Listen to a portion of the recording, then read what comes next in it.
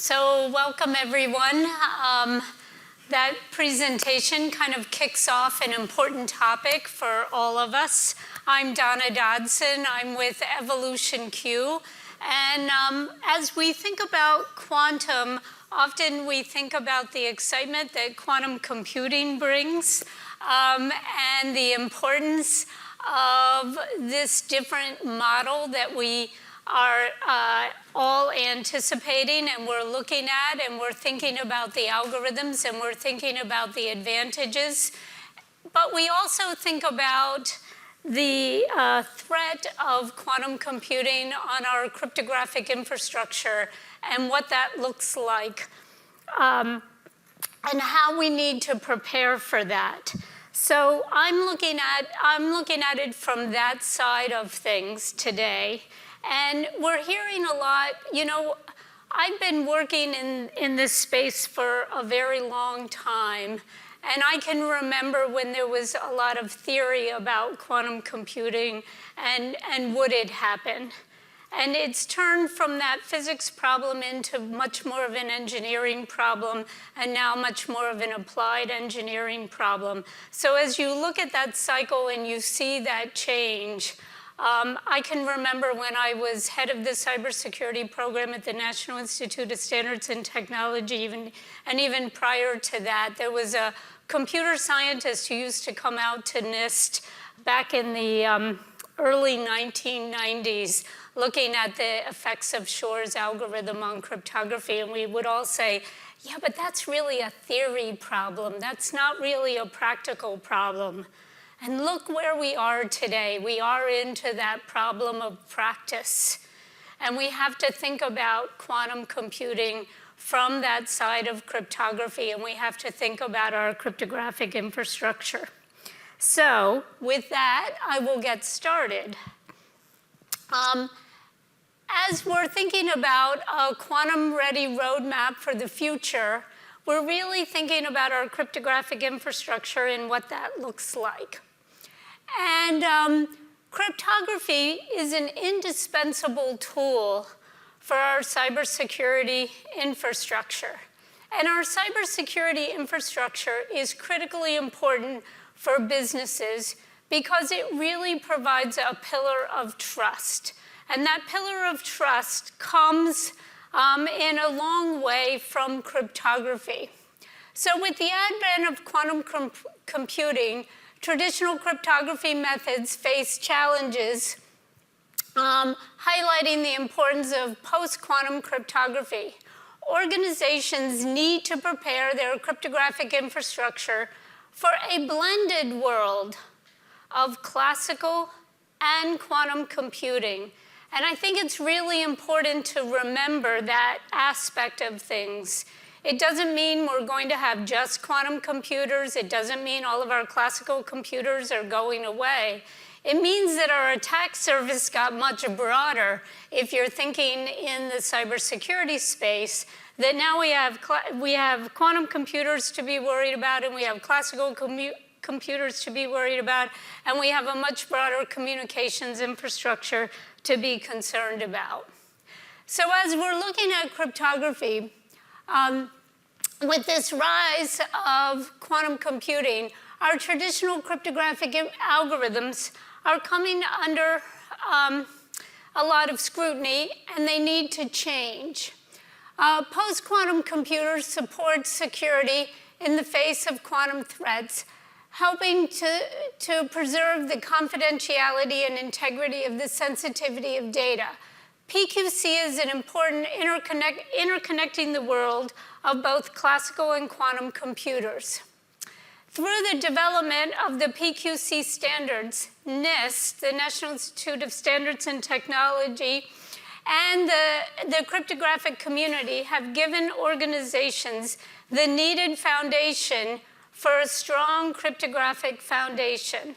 So we have a foundation to work from, but how do we build that cryptographic infrastructure for the future? What do we need to be doing?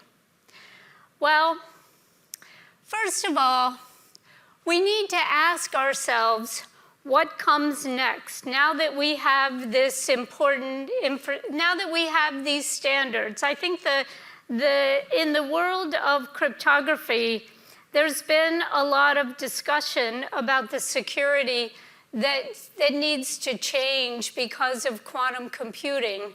But everybody's been saying, yes, but we need these foundational standards.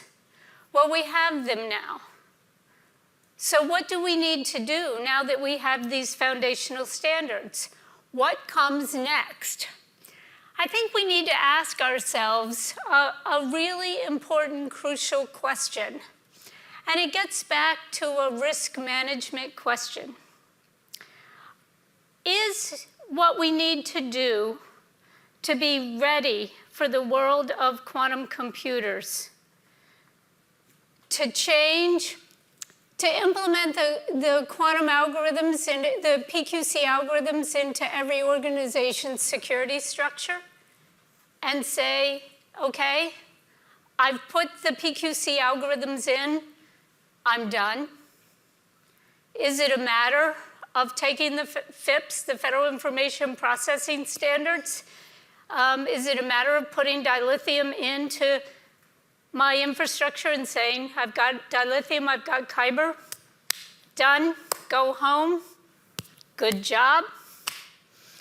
Is it developing a strategy to develop the risk posed by the vulnerabilities of this technology to weaken cryptography due to the potential capability of quantum computers? Do we get into where we're looking at those protocols that might need to change, et cetera, with these new algorithms? Or are we really trying to effectively protect data? Isn't that the reason that we have all of this cybersecurity? Isn't this the reason for our cryptography? Are we really trying to protect the data using cryptographic services in a world powered by both classical and quantum computers? And my belief, my strong belief, is that it's this third item that we're really trying to achieve with our roadmap toward quantum readiness. I think the impetus for us to do this is PQC. And I think NIST laid that foundation. But as organizations think about what they really fundamentally need to do, it's how to protect that data in this world of classical and quantum computers. And if you look at it from this, we have a lot of work to do. Even more work than just looking at PQC, which is a very big challenge unto itself. So I think you have to, organizations need to face that crucial question. And as they do that, they need to think about resiliency in their cryptographic infrastructure. The White House put out some plans for the US government's infrastructures. And if you look at those plans, you see a lot of discussion on resiliency. And if you look at good, strong capabilities across a number of private sector organizations that are able to sustain these kinds of attacks that continue to come, you see that they have resiliency. So again, as we're thinking about updating our cryptographic infrastructure for quantum, perhaps we ought to be thinking about a resilient cryptographic infrastructure. And as we're doing that, and we're thinking about protecting our data, perhaps we need to be thinking about how agility and defense in depth will bring us that kind of resiliency. So I've kind of highlighted in this slide a little bit what I mean by cryptographic defense in depth. And infrastructures may need to be designed to support multiple layers of encryption and authentication.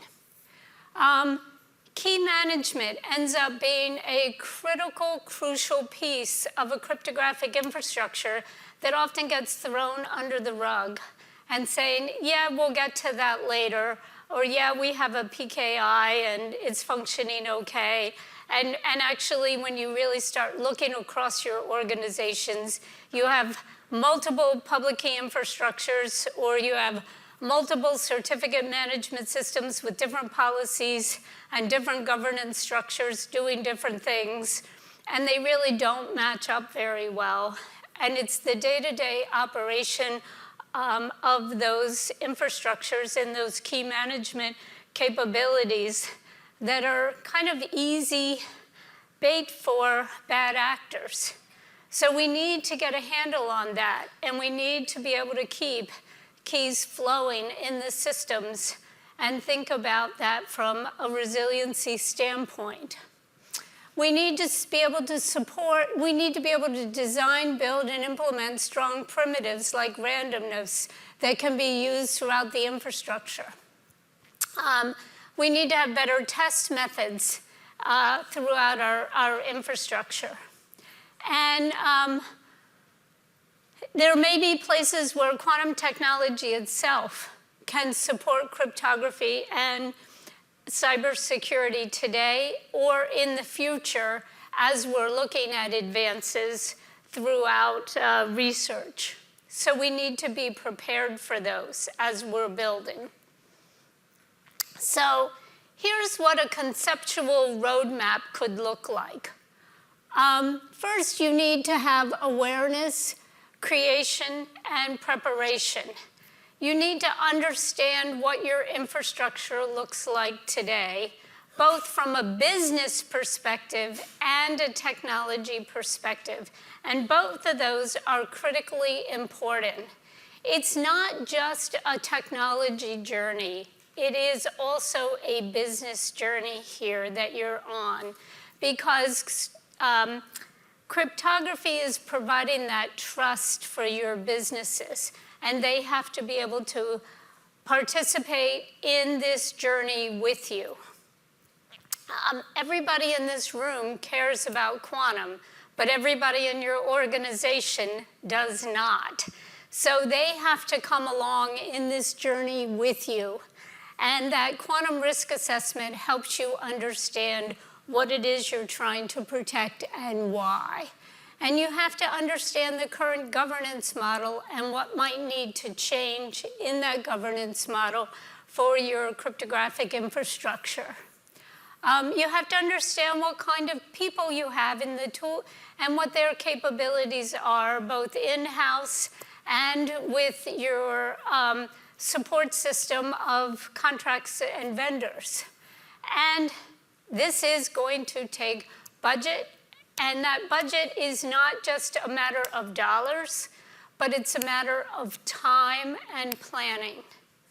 And I can't emphasize that time and planning in order to get started in this is just as important as the dollars.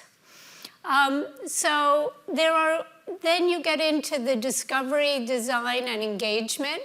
There's some great discovery tools out there, and it's really important to understand where you're using cryptography today and how you're using it.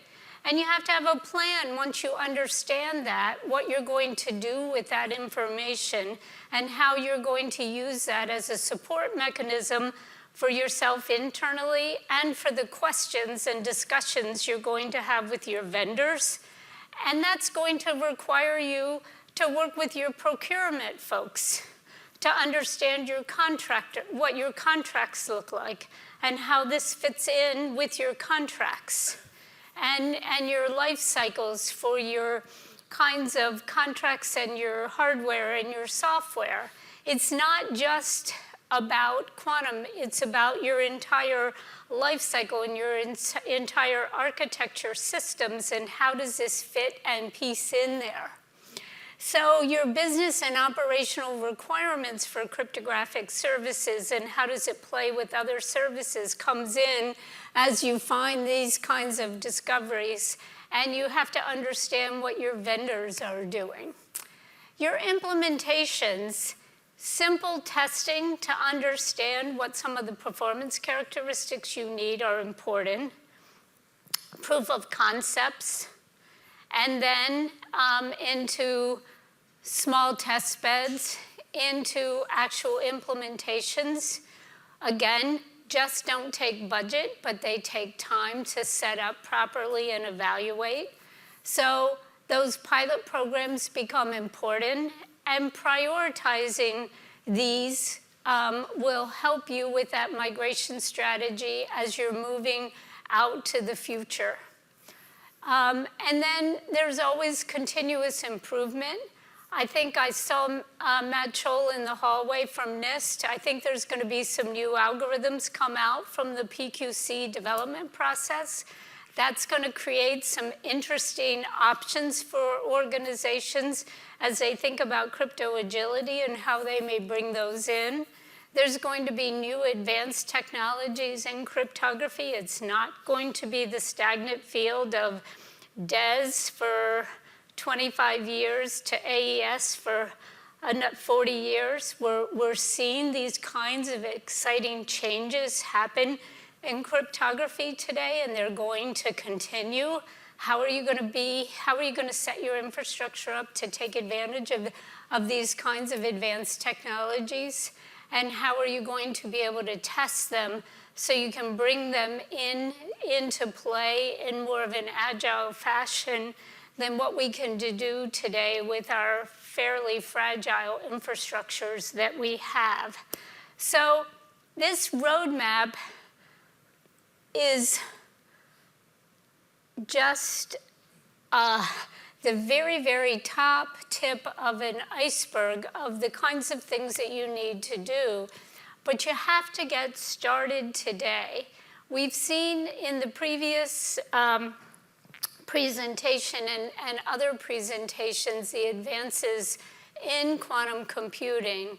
And when we think about the life cycle of bringing in new tech, it's not an overnight thing. If we look historically at bringing in cryptography, it's not been instantaneous, and that puts it mildly. And that's when it was drop-in replacement, where you didn't have a lot of protocol changes to make, et cetera. So this is going to be a bigger challenge, but it's also an opportunity to bring in capabilities that allow you to have that resilient infrastructure, because your business trust is coming from your cryptographic infrastructure that's supporting cybersecurity. It's one of the lone poles in the tent, so it really is important. And who needs to be involved in this journey? It does require some understanding from your leadership. So it's going to require you have a common language to be able to talk with them. It is going to require experts, and there are going to be more security and compliance coming from this, I believe. Your IT and infrastructure teams, your legal and regulatory experts. And a lot of people are waiting for your vendors to come to you and say, well, we're able to do this now. But where are your list of questions for your vendors? How are you engaging with them? Because they are going to carry a lot of this for you.